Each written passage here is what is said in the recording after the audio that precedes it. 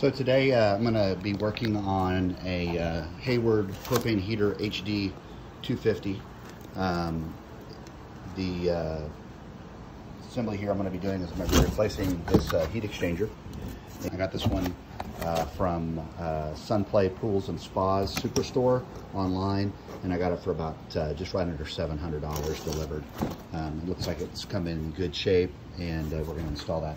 Additionally, the panel was not doing well. It is old and weathered a bit, so I got a new panel for it as well. And this, I think I just got off of Amazon, I think. And there's the part number for it. And it's just a keypad repair. It's a Hayward part. There were some third-party parts that were a little less expensive. This one's, I think, $55 or $50. And I went ahead and just opted for the Hayward brand. I was able to find online a manual that had some instructions on it, so I'm going to use that for the take apart, and that's it. I'm going to go turn off the power, and I've already turned off the gas valve. I'm going to try to work on the heater in place. Originally, when I decided to do this for video, it was because I couldn't find a video to do this online. I did find somebody who repaired a heat exchanger using a brazing rod. It was a really good video, but he didn't go over the take apart of the actual Hayward 250 unit. So I'm going to go ahead and do that now, and I have the help of these instructions here for the take apart on it. I'm going to find those screw locations and take them off, and then replace that. And then this right here is the display I was showing you guys earlier. As you can see, it's pretty jacked up, so I'll cover that as well when I do it. There are videos on how to do that though online, so I won't spend as much time on it. Anyway, let's get started. So all I've done here is I've taken off the protective shroud. There was 2 screws here, 1 here, and then the one over there was missing, so I didn't have to take that one off. But here you can see here the damage to the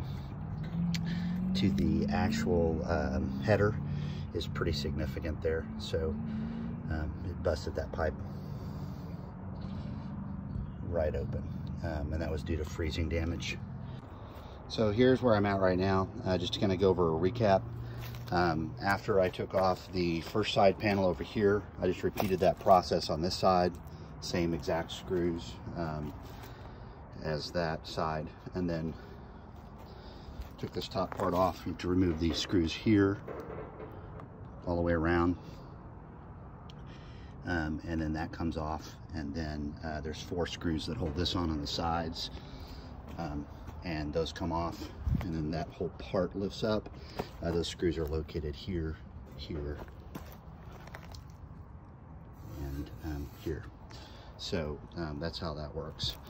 Then once you get up there, there's 6 screws here. There's 1 here, here, here, over here, over here, and over here. And then, so that piece I was just talking about, the extra screw is just right here, just covered up by mud. I couldn't see it. So this is my heat exchanger, but now we'll go about getting that out of here and seeing how that works. I'm guessing this piece just comes out here and that piece comes out over there, and that will be that, but we'll see here in just a second. So once you get the 2 side sheets off, these 2 things right here that were here, the heat exchanger lifts right up and out, and that's how that's going to come out. I'm about to put the new one in. It's ready to go, so I'm going to move this stuff out of the way so it doesn't fall in there. This stuff's really fragile. I just barely had a tool touch it. It didn't fall, and it still caused that damage to occur, so be real careful with the firewall that's down there. So once again, this is the old heat exchanger, and then we have the new heat exchanger ready to go. I installed the new strips on it all the way around, and then also on this side an end piece here that goes onto this end here to insulate it. I'm going to go put this in now and reassemble everything. Oh, just real quick, I had to move the pressure switch from the old one to the new one, so it was right here, and I just simply took that off and then put it back over here. I looked at the wiring first. The front wire went to the pressure switch, the back wire went to the connection up here. I just copied that off the old one because it had been working I've reinstalled the new heat exchanger. It just dropped right in place. Unfortunately, I am doing this by myself, so I don't have a way to video this at the same time. So reinstalling these plates were difficult. You definitely have to push them in place and line up the holes with it. So I did that. They're all installed now, and this has been successfully reinstalled as well. So now it's just putting everything back on top of it and then hooking the water up to it later, which will be a project for another day. Okay, so I took off the 4 screws here. This just lifts right out from there. I left this kind of connected up because I wanted to see which way the keying was there off of that, and it looks like it's just a straight in connection. I'm sorry, I'm sitting there talking but not showing you guys. So it's just a straight in connection from the board. So I left that up there so I could see how it's put on, and I'm going to install this the same way as that. These 2 little screws here that hold on the circuit board, it's important you don't press any of these buttons until this is connected, otherwise you'll damage it. So don't do that. And then I want to show you one more thing. This temperature sensor on the new heat exchanger is going to be pre-installed, and what you're going to have to do is you're going to have to take off the old one, and that is going to be right there when you get ready to do it. And so this is going to push out this way, and then it's going to pull out, not pushing in. It's not connected to the cable. And so these are keyed. They can only go on one way, so you don't have to worry about putting them in the wrong way.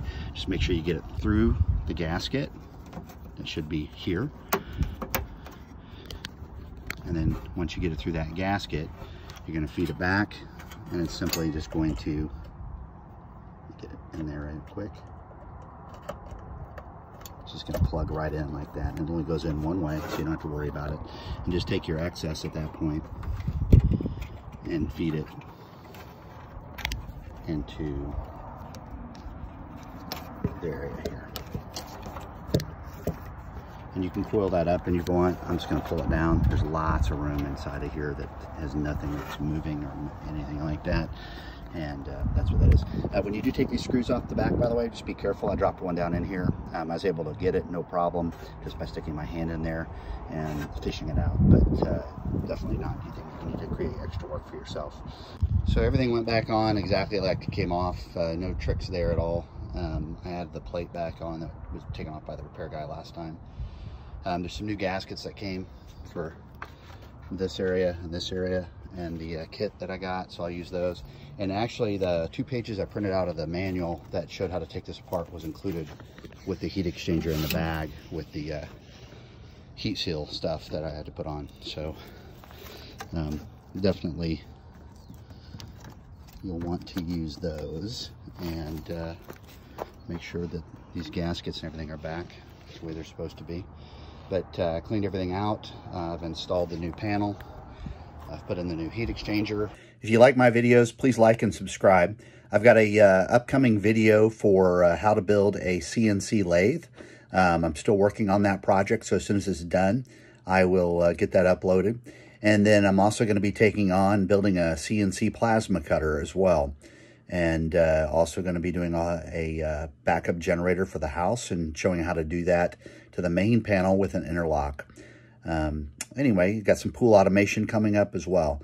So please like and subscribe, and stay tuned for more daring DIY feats where I'm going to tackle doing upgrades, improvements, and do-it-yourself building from scratch tools, and hopefully not lose my fingers or a hand.